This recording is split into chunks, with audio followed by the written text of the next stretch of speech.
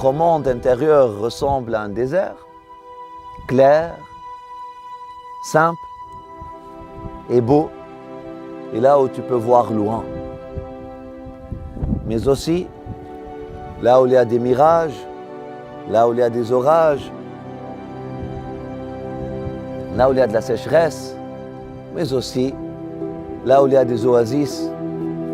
Notre monde intérieur, le monde intérieur de l'être humain, est plutôt comparable à un désert, à une terre comme ça étendue. C'est pour ça que lorsque tu viens au désert,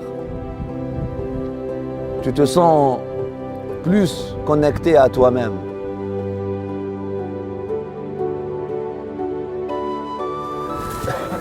Alhamdulillah. اللهم صل وسلم وبارك على سيدنا وحبيبنا شفيعنا محمد وعلى آله وأصحابه الطيبين الطاهرين.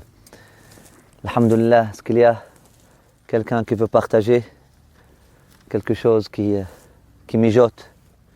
Bismillah. Ça sent bon de toute façon. Donc s'il y a quelqu'un, c'est quelqu'un qui a quelque chose qui mijote, Bismillah, pour nous donner plus d'appétit. Bismillah. Un frère, une sœur. Hein? Louben ou là?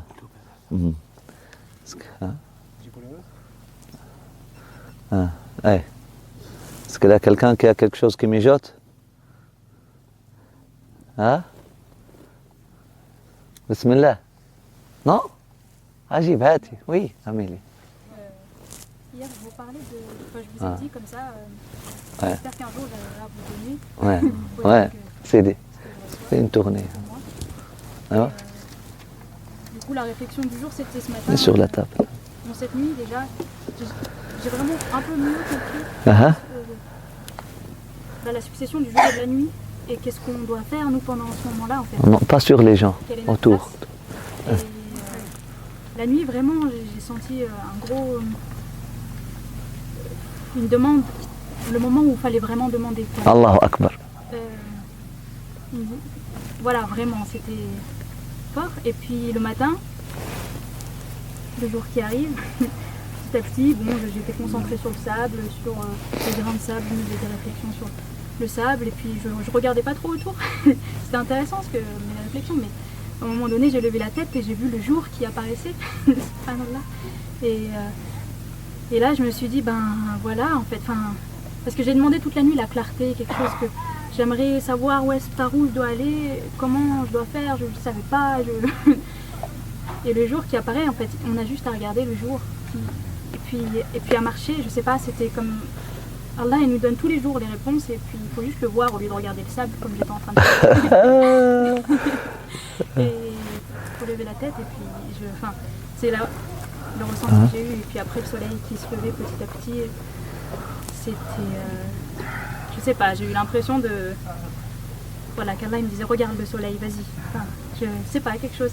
Et puis il y a quelque chose de très lumineux, et donc ça tous les jours. Et alors il y a un grand chemin à faire de ce côté-là, je pense. Et alhamdoulilah d'avoir vu un petit peu plus de ça. Voilà, c'était... Masha'Allah. Qu'est-ce qui empêche les gens de marcher? La peur, hein? Souvent il y a cette maladie qui dit, puis il y a même une théorie qui dit la majorité des paralysies qui existent sont des paralysies psychologiques. Être trop, la peur, puis quoi d'autre? Tu as dit la peur. Quoi d'autre? Manque de confiance, quoi d'autre? La paresse, quoi d'autre? On ne regarde pas dans la bonne direction, quoi d'autre? Restez avec le mot de la peur. Ah? La peur de la peur. L'angoisse. Conditionnement, engagement, ok. Rentrez dedans. Hein? La peur de l'inconnu, oui. La peur de l'investissement, la peur de l'engagement, ah? La souffrance. Moi je dirais l'obsession avec la volonté de marcher. L'obsession avec le phénomène de marcher. Si on se concentre trop sur quelque chose, Trop se concentrer sur quelque chose tue la concentration. Hein? C'est la méditation d'Amélie était ça en fait. Il fallait juste marcher, le jour il est là. Mais on est trop obsédé par nos pieds. On est où? Je mets mes pieds comment? Mon pied comment? J'ai appris ça à l'âge de 7 ans lorsque la bicyclette lorsque j'ai finalement réussi à monter une bicyclette sans. Avant ça, tout le monde me poussait sur une bicyclette. Moi, comment ça, je peux me tenir sur 2 roues? Mais c'est impossible. Mais pourquoi il n'y a pas de bicyclettes à 3 roues? Pourquoi il n'y a pas de bicyclettes au moins 3 roues? Au moins 3 roues, 2 de l'arrière, etc. Finalement, mon rêve était exaucé. Et puis, ma sœur était mariée à quelqu'un. Son frère était handicapé. Il avait une bicyclette à 3 roues. Et puis, il est venu chez nous avec une bicyclette à 3 roues. J'étais très, très content. Là, j'ai monté dessus et puis maman était très, très fâchée, très en colère. La prochaine fois, tu montes dessus, ça serait la fin. Mais elle avait eu cette phobie, elle avait peur, elle n'a pas voulu voir. Mais pourquoi? C'est bien. Elle dit non, ça c'est pour les handicapés. Mais je dis, mais normalement, ça doit être bien pour tout le monde. 3 roues, c'est bien balancé. J'ai refusé de croire, pour faire une histoire courte. Pour des années, ma lutte était comment une bicyclette peut se tenir. Peut se tenir en équilibre sur 2 roues seulement. Il faut au moins 3 roues. Et là, je vois tout le monde devant moi. Je vois au moins par jour 100 bicyclettes devant mes propres yeux. Mais tellement obsédé par la question de l'équilibre. Équilibre. Tellement obsédé par cette question de l'équilibre de la bicyclette. Elle ne peut pas se tenir sur et obsédée par ma question d'équilibre. Et puis là, on me met sur la bicyclette. Non, tu vois, il faut 3 roues. Allahu Akbar. Maman, tu vois les autres? Et puis, phobie, c'est pour 3 ans. Depuis l'âge de 5 ans jusqu'à l'âge de 8 ans presque. Jamais une bicyclette. Plus. C'est la première fois que j'ai réussi à monter sur une bicyclette, c'est à l'âge de 10 ans. C'est à l'âge de 10 ans, 5e année primaire. L'âge de 10 ans, je me rappelle même du jour. Et puis c'était comme ça, c'était par accident. Je me suis dit, ok, je vais essayer. Puis il avait une pente comme ça. Puis je me suis dit, ok, voilà, peut-être la pente va aider ou quelque chose comme ça. Puis moi j'étais comme ça, et puis mon voisin était un peu méchant. Puis il m'a poussé. Et finalement, ça a réussi. Mais puis, j'ai tremblé, puis je suis tombé. Mais finalement, ça a réussi. Le sentiment que ça a marché. Mais ça a marché pour quelques instants, moi. Ça peut alors tourner. Ça peut aller. Ça peut tenir l'équilibre juste avec 2 roues. Mais être trop concentré sur même chose pour nager. Même chose pour être trop concentré sur son poids, sur son corps, sur sa position. C'est ça ce qui empêche la personne de nager. C'est ça qui fait couler. C'est ça ce qui fait tomber. C'est ça ce qui empêche de marcher. Là maintenant, je vais inviter quelqu'un à parler. Ça rappelle une méditation que nous avons fait ensemble par rapport à la vitesse. Elle est où? C'est toi? Oui, hier. Par rapport à aller vite, par rapport à l'accélération. Quand on est fatigué, il faut accélérer. Mais partage. Dans le cheminement spirituel ou de manière générale. Partage toute l'histoire hier, comment ça s'est passé, le contexte.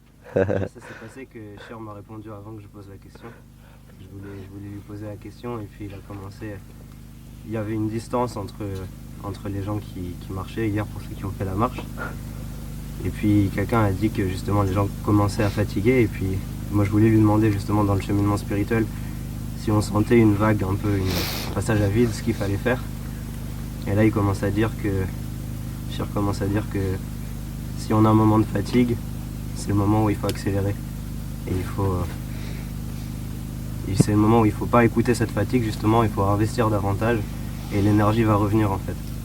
L'énergie va revenir et ça va nous permettre de nous installer à un nouveau plateau, à un nouveau niveau, une nouvelle station. Et l'énergie qui aura été dégagée pour arriver à cette station, quelque part, c'est pas qu'elle sera acquise, mais elle sera... Un élan. Un élan. Donc ça vous rappelle, faites la connexion avec la méditation de ce matin. Donc sa fatigue-là serait quoi? Que la fatigue de l'accouchement, c'est la naissance, c'est la beauté de la naissance. La fatigue de l'accouchement, c'est le makhadh, c'est les contractions. Si on évite, si à chaque fois il a des contractions, on va se reposer. Non, non, non, voilà, ce n'y aura pas de naissance. On va tuer le bébé. Hein?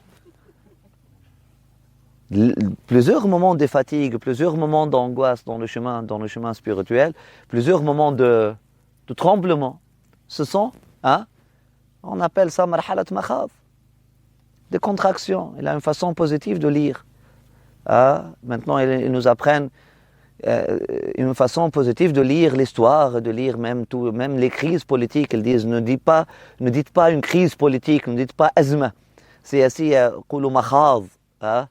C'est une période de contraction, ça va faire naître quelque chose.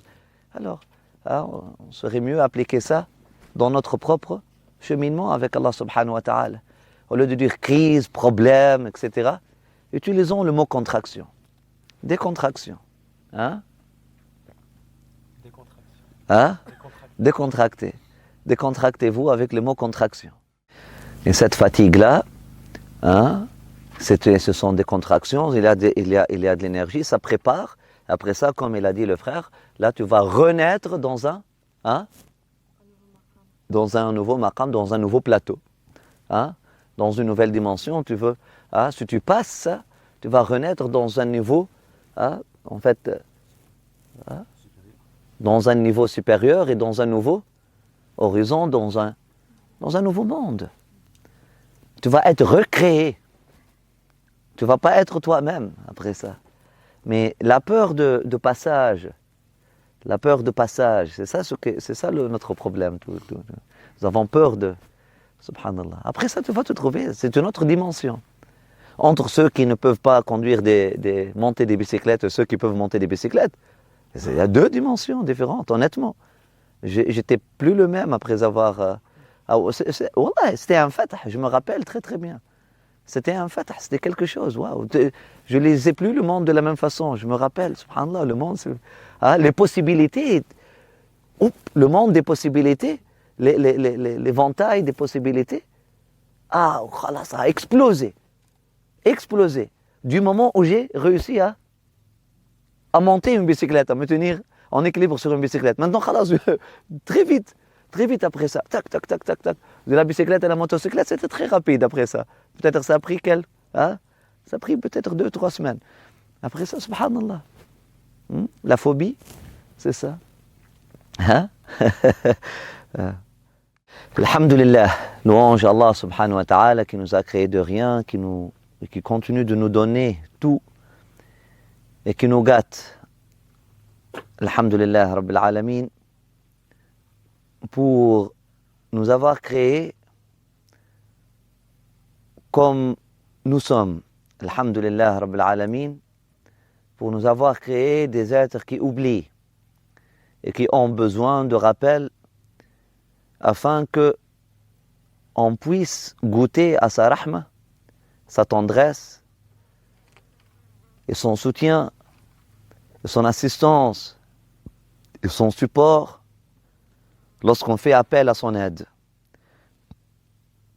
Si on était capable par nous-mêmes, on serait privé du goût merveilleux d'être aidé par Allah subhanahu wa ta'ala. Si on était infaillible, on serait privé du goût merveilleux, extraordinaire de la tauba. Et si on était toujours dans un moment d'éveil, on serait privé du plaisir du réveil. Alhamdulillah Rabbil Alamin pour nous avoir créés comme nous sommes. Alhamdulillah pour nos limites. Alhamdulillah pour sa rahma qui est illimitée. Alhamdulillah qui a permis que sa rahma illimitée puisse venir au secours de cette personne qui est très limitée. Alhamdulillah Rabbil Alamin pour tout ce qu'il a créé, pour tout ce qu'il a fait, pour tout ce qu'il fait pour nous, et pour tout ce qu'il crée pour nous. Alhamdulillah pour la création et alhamdulillah pour la récréation. Alhamdulillah ala ni'mat al-ijad wa alhamdulillah ala ni'mat al-imdad. On dit Alhamdulillah pour Allah subhanahu wa ta'ala pour la ni'ma de l'existence. On dit Alhamdulillah Allah subhanahu wa ta'ala pour la ni'ma de la subsistance. Alhamdulillah Rabbil Alamin pour la ni'ma de la naissance. Alhamdulillah Rabbil Alamin pour la ni'ma de la renaissance. Alhamdulillah Rabbil Alamin pour la ni'ma de la connaissance. Alhamdulillah Rabbil Alamin pour la ni'ma de la reconnaissance. Alhamdulillah Rabbil Alamin pour la conscience. Alhamdulillah Rabbil Alamin pour la reconnaissance. Alhamdulillah Rabbil Alamin pour la croissance. Alhamdulillah Rabbil Alamin pour la science. Et qu'Allah subhanahu wa ta'ala nous donne la patience. Le cinquième élément, pour continuer, c'est la hawla wa la quwwata illa billah al-ali al-azim. Quant à elle, elle s'appelle patience. Sans patience, tu ne peux pas cheminer. Donc tu as besoin de la conscience, subhanallah. Reconnaissance qui donne la reconnaissance, alhamdulillah. Qui fait naître, alhamdulillah, c'est la fille de subhanallah. Donc subhanallah fait naître, alhamdulillah, la conscience, l'émerveillement, subhanallah, fait naître, alhamdulillah, la gratitude, la reconnaissance. Et ça fait naître la croissance, là tu grandis. Et à chaque fois tu grandis, tu dis alhamdulillah, tu grandis davantage, alhamdulillah, tu grandis davantage. Et là, jusqu'à ce que tu arrive à l'âge de rushd, à l'âge de maturité spirituelle. Et l'âge de maturité spirituelle, ce n'est pas un âge physique, on ne parle pas de 20 ans ou 12 ans. L'âge de maturité spirituelle, dans les ayyam d'Allah subhanahu wa ta'ala, et là, Allah subhanahu wa ta'ala te donne de la science, de la ilaha illallah, parce que tu as accompli en toi les caractères muhammadis, qui sont subhanallah, alhamdulillah, Allahu akbar, qui sont conscience, reconnaissance et croissance. Tu arrives à ta pleine lune. Lorsque tu arrives à ta pleine lune, le verset qui a été adressé à ton maître et mon maître Muhammad sallallahu alayhi wa sallam, la pleine lune, fa'alam annahu la ilaha illallah, connais, prends la science de la ilaha illallah. Et remarquez qu'Allah subhanahu wa ta'ala l'a pas dit dans le Coran, prenez la science, fa'alamu ya muslimin annahu la ilaha illallah. Il a dit, fa'alam ya Muhammad annahu la ilaha illallah. Taqwa, ittaqullah. Cherchez la face d'Allah subhanahu wa ta'ala. Craignez Allah subhanahu wa ta'ala. Tous ces versets-là, c'était au pluriel. Le seul verset au singulier, c'était fa'alam annahu la ilaha illallah. C'est-à-dire, tu ne peux avoir accès à cette science de la ilaha illallah que lorsque tu réalises en toi, ou tu as accompli en toi la trilogie muhammadienne. La trilogie muhammadienne qui est subhanallah, walhamdulillah, wallahu akbar. Cette trilogie qu'il a plantée dans sa fille, Zahra, alayhi salamullah, et la première famille, Zahra et Ali, et puis qui ont donné à Hassan et Hussein, et toute la vie après ça, et tout l'héritage prophétique. L'héritage prophétique, subhanallah, alhamdulillah, wallahu akbar, la base. La trilogie, on n'a pas une trinité, nous avons une trilogie. La trilogie de subhanallah, alhamdulillah, wallahu akbar. Et là, ça fait ta pleine lune. Ta pleine lune, maintenant, lorsque la pleine lune de la Muhammadiyya en vous, de la maturité spirituelle en vous, maintenant atteint sa plénitude, là, tu es connecté, et là, tu vas écouter comme lui, fa'alam annahu la ilaha illallah. واستغفر لذنبك والمؤمنين والمؤمنات والله يعلم متقلبكم ومثواكم. Et dès que tu acquiers cette science de la ilaha illallah, tu comprends tout de suite après que ça demande la patience pour persévérer dans cette science. Ça demande de la patience et ça ne vient pas de moi-même. Et lorsque tu regardes derrière, ni ta conscience, ni ta reconnaissance, ni ta croissance, ni la science qu'Allah subhanahu wa ta'ala t'a béni avec ne sont venus de ton propre effort, de ton propre chef. La hawla wa la quwwata illa billah. La hawla wa la quwwata illa billah. Et là, tu commences ton wudu et tu commences ta salat. D'ailleurs, lorsqu'on lave les mains, lorsqu'on commence le wudu, avant même de faire le wudu, on doit laver les mains. On doit laver les mains 3 fois. C'est un lavage de l'hawl wal quwwa. C'est un dénuement de notre propre force, de l'illusion qu'on puisse faire quelque chose avec notre propre force. La hawla wa la quwwata illa billah, ce que j'appelle patience. Ahati Sidi Raouf. Ça veut dire quoi, la hawla wa la quwwata? La hawla, ça veut dire il n'y a pas de force de repousser. Hawla, ça veut dire repousser. Hein? Regarde, lorsqu'on repousse quelque chose, normalement on la repousse avec la main gauche. C'est le réflexe. Hein? La hawla, il n'y a pas pouvoir, il n'y a pas une capacité de repousser quelque chose du mal qu'avec Allah subhanahu wa ta'ala, qu'avec l'aide d'Allah subhanahu wa ta'ala. Aussi, la quwwata, il n'y a pas de possibilité, de capacité de faire quelque chose, de force, quwwa, de force pour faire acquérir quelque chose, si ce n'est pas par l'aide et la volonté et l'aide et l'assistance d'Allah subhanahu wa ta'ala, le soutien d'Allah subhanahu wa ta'ala. Donc, je ne marche pas vers Allah, je ne chemine pas par moi-même, mais je chemine par Allah vers Allah. On chemine par Allah vers Allah. Et on prie par Allah pour Allah. C'est comme ça. Donc, ça ne dépend pas de moi qui est limité. Nous avons dit hier que, subhanallah, toute cette expérience spirituelle se fait par quoi? Se fait par l'esprit, qui n'est pas, qui est un prêt. L'esprit, c'est l'esprit, subhanallah, la ilaha illallah. Labbaik. Qu'est-ce que c'est le min amri rabbi? Qul ar-ruhu min amri rabbi. Alhamdulillah. Ar-ruhu min amri rabbi. L'esprit, ça fait partie du monde divin. Ça fait partie du monde divin. Ça ne fait pas partie du monde de la création. Les attributs de l'esprit sont des attributs qui ne font pas partie du monde de la création. Alhamdulillah. C'est le miroir du divin en nous. Wallahu wa rasuluhu a'lam.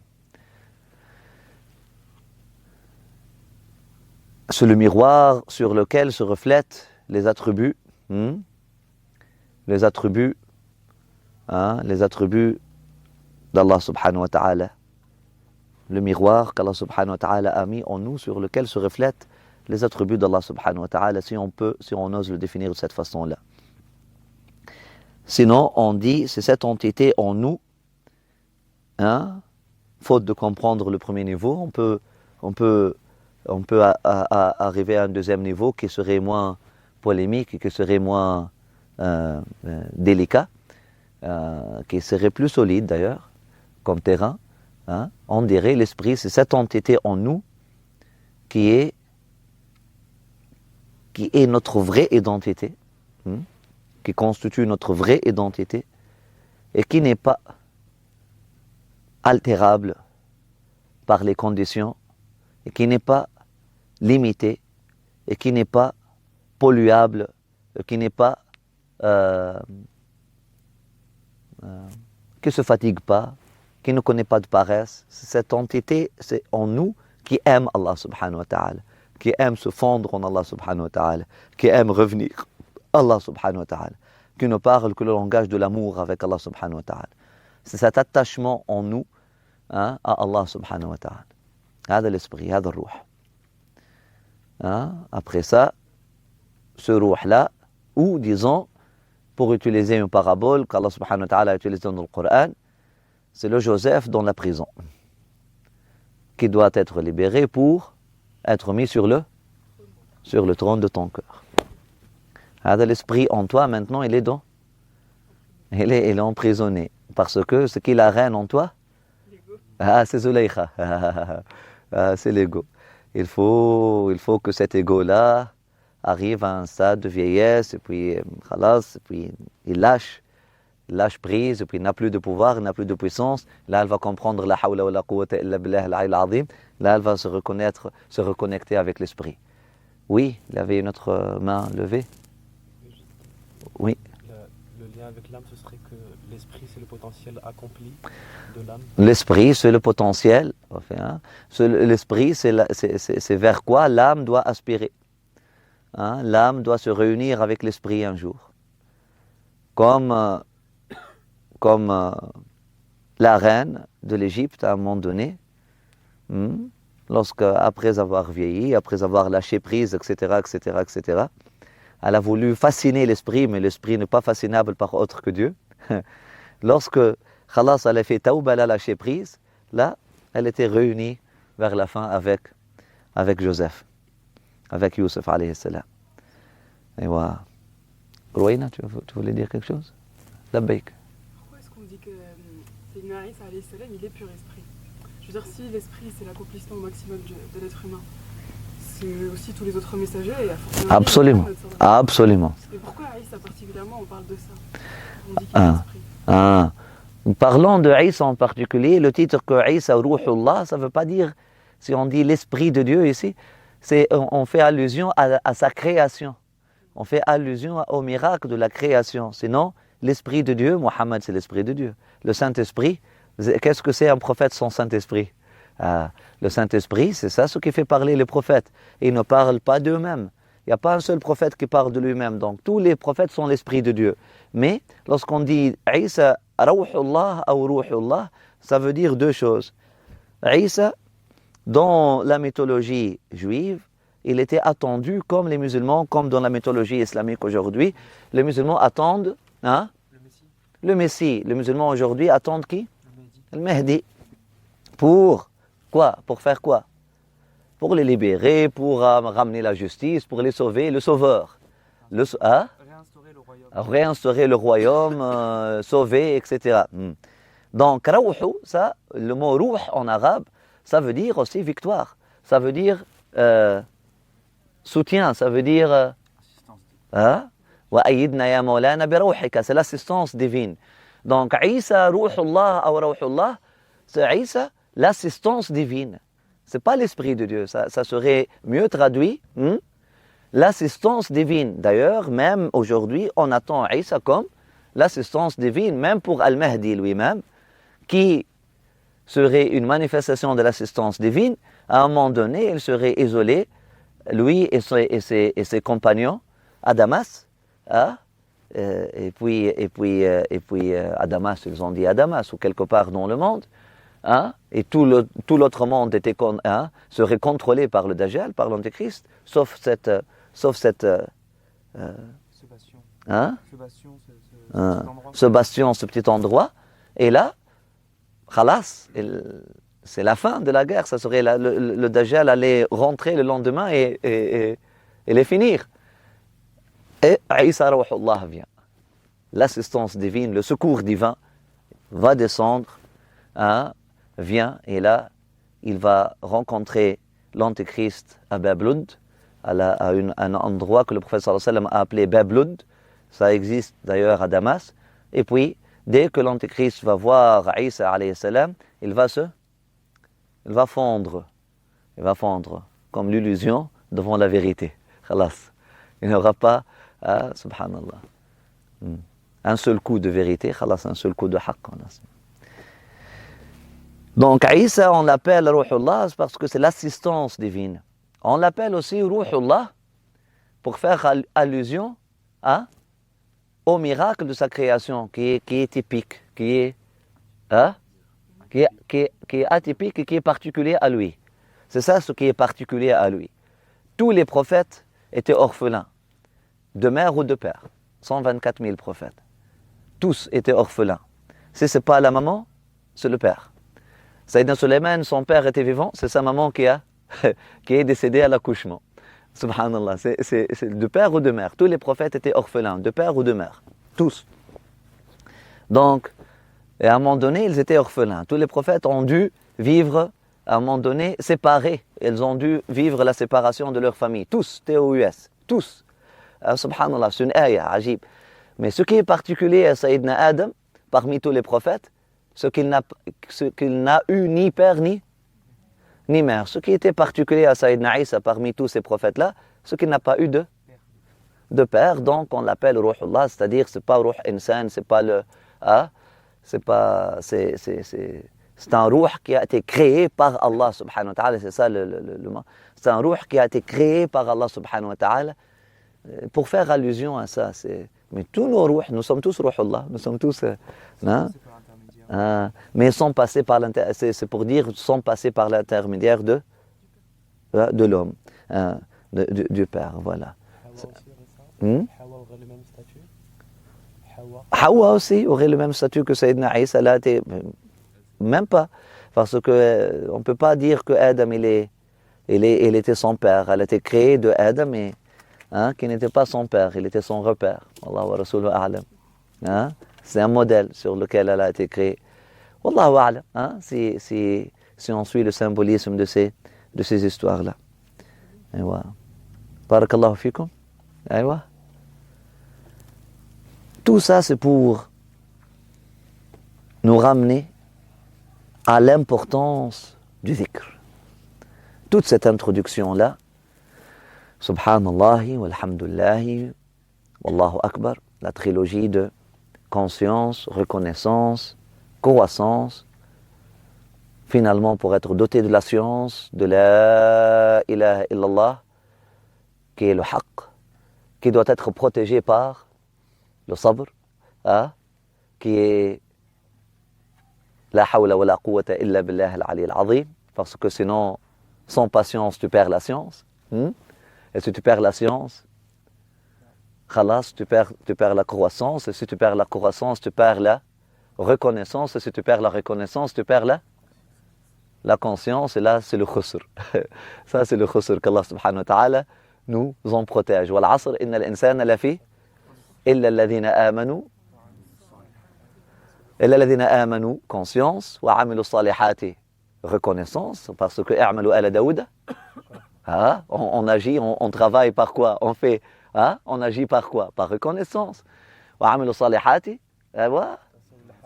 Bien sûr, ça va de soi qu'ils sont en train de grandir là, à cause de amanu wa amilu salihati. Wa tawasaw bil haqqi, la ilaha illallah. Le ilm de la science de la ilaha illallah. Wa tawasaw bis sabri, la patience, de la hawla wa la quwwata illa billah al-ali al-azim. Sans la hawla wa la quwwata illa billah, tu perds la ilaha illallah. Il y a plusieurs qui ont perdu la science à cause de manque de patience. Si on perd la patience, on met à risque la science. Et si on perd la science, on perd la croissance. Et si on ne grandit pas, on ne serait pas reconnaissant. Et si on n'est pas reconnaissant, on n'est plus conscient. Donc ça se lit dans les deux sens. Ça se lit dans les deux sens. Et subhanallah. D'ailleurs, Allah subhanahu wa ta'ala nous dit Ma yuridu Allah li ja'ala alaykum fi dini min haraj, walakin yuridu li yutahhirakum, wa li yutimma ni'matahu alaykum, wa la'allakum tashkurun. Allah subhanahu wa ta'ala ne veut pas créer de difficultés pour nous, mais il veut qu'on grandisse, il veut qu'on acquiert cette science-là afin qu'on grandisse, afin qu'on mûrisse, afin qu'on croît, ou accroît, afin qu'on s'accroît, et afin qu'on devienne reconnaissant. Et cette reconnaissance-là va nous donner la vraie conscience. Donc, dans les deux sens. Tout ça, c'est pour nous parler et nous rappeler de l'importance de cet exercice de dhikr que nous avons traduit hier. Nous avons dit le dhikr, ça serait mieux traduit comme l'exercice de développement de la conscience. Le dhikr, c'est l'exercice de développement de la conscience.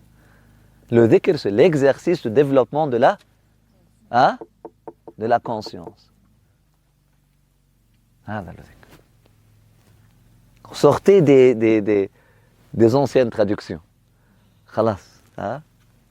Prenez, labourez avec le nouveau tracteur. Là, ça va vous montrer, ça va libérer les sens. Ça va libérer les sens et ça va du coup libérer le potentiel. Et ça va vous redonner le goût, le sens des choses, des pratiques, entre guillemets, religieuses, et des actes d'adoration. Libérez les actes d'adoration, du mot acte d'adoration. Libérez-vous de tout ça. Et là, vous allez comprendre, c'est un exercice. Nous avons dit que tout ça, c'est pour bâtir en nous là, la personnalité saine qui serait l'héritier. Hein? L'héritier de Mohammed sallallahu alayhi wa sallam. Hein? En d'autres mots, c'est la personnalité qui répond à l'appel de son Seigneur. Et répond aux besoins de son contexte.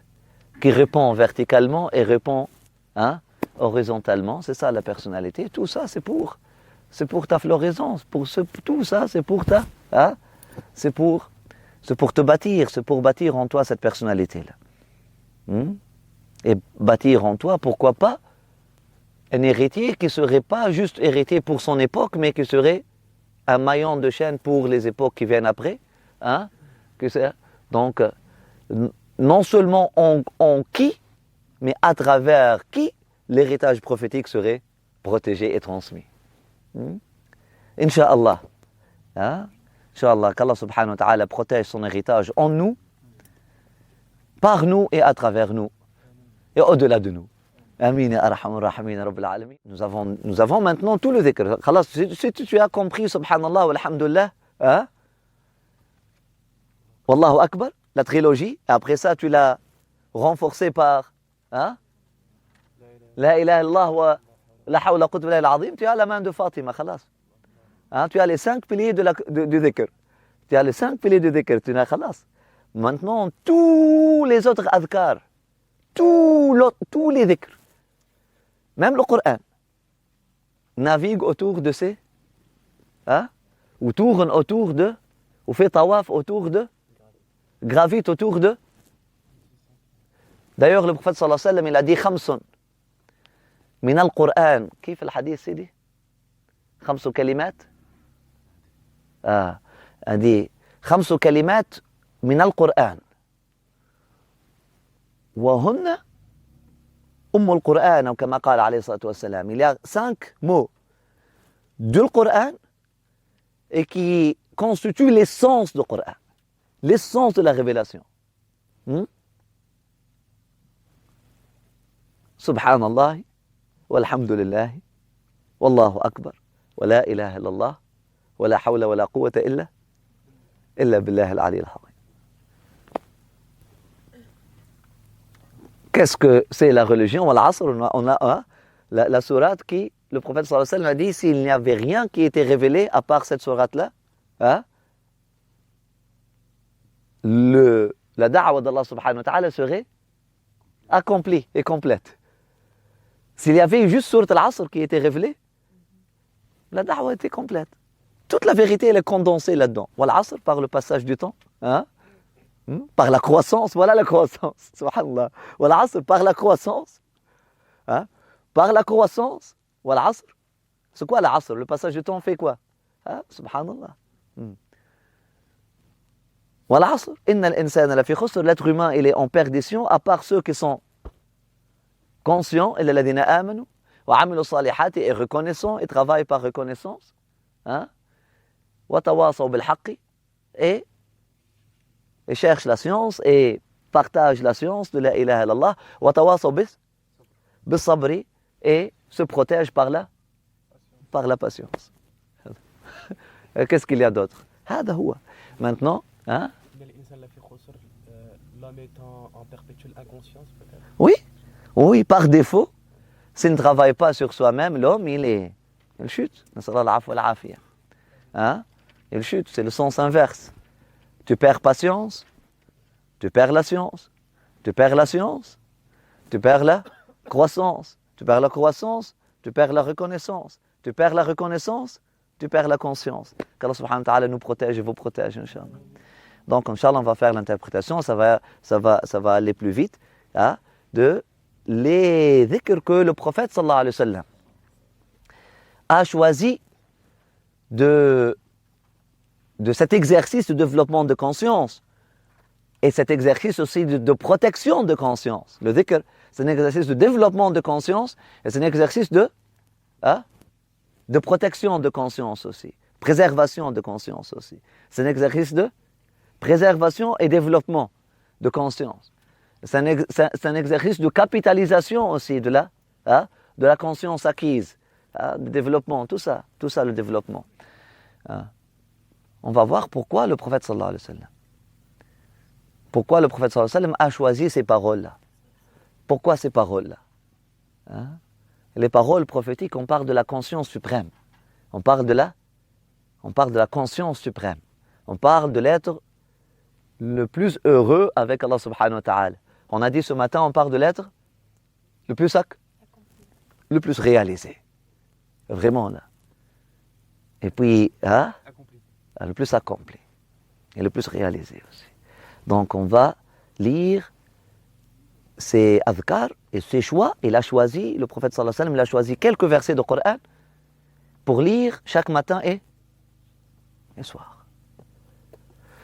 Pourquoi il a choisi le matin et le soir? Hein? Vraiment, pourquoi l'emphase était mise sur le matin et le soir? Ah, c'est le passage. La nuit et le jour. La nuit et le jour. Annoncer la nuit, annoncer le jour, annoncer la nuit, annoncer le jour. Subhanallah. Qu'est-ce qui caractérise notre âge, wal asr, notre umr? Hein? Elle est comptée par quoi? Des jours. Hein? Subhanallah. L'altération des jour et nuit, jour et nuit, jour et nuit, jour et nuit. Au moins ces deux moments-là, qui sont vraiment là où le changement est très...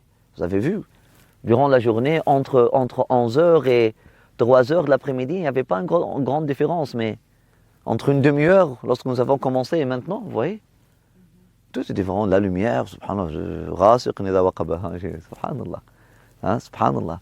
C'est devenu de plus en plus noir et la vitesse s'accélère. De même pour le lever de soleil aussi. Sabbah bihamdi rabbika qabla طلوع الشمس قبل طلوع الشمس وقبل غروبها. Développe surtout ta conscience. Sabbah bihamdi rabbika. Développe ta conscience et cultive ta reconnaissance surtout dans le moment de طلوع الشمس, le moment du lever de soleil, le moment et avant le moment du coucher de soleil. Hein? Subhanallah. Mais bien sûr. Il y a de la baraka dans ces moments-là, mais c'est quoi la baraka? La baraka vient par quoi? La baraka, elle est toujours là. Mais la baraka, nous avons accès à la baraka en fonction de notre fonction de notre conscience. Hein? En fonction de la valorisation du cadeau d'Allah subhanahu wa ta'ala du moment. En fonction de la valorisation du moment. Hein? Qui profite de leur vie, de sa vie? Celui qui donne plus de valeur à sa vie. La amruka. Hein? Subhanallah.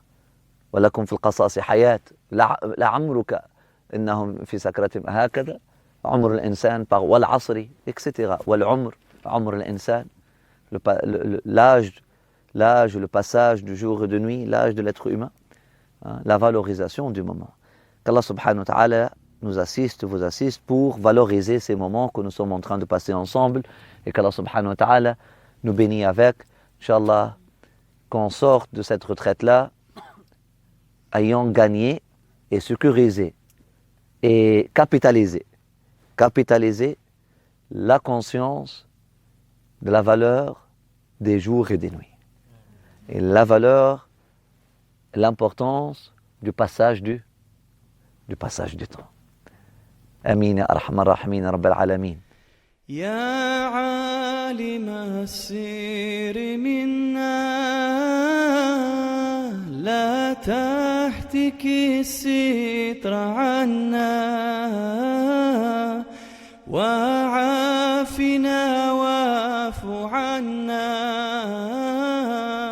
وكلنا حيث كنا يا عالم السر منا لا تحتك الستر عنا وعافنا واعف عنا وكلنا حيث كنا يا ربي يا عالم الحال إليك وجهت الآمال فامنن علينا بالعقبال وكلنا واصلح البال يا ربي يا رب الأرباب عبدك فقيرك على الباب أتى وقد بات الأسباب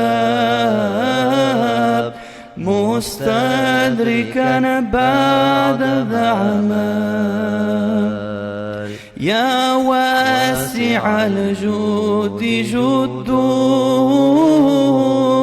الخير خيرك وعندك فوق الذي رام عبدك فادرك برحمتك في الحال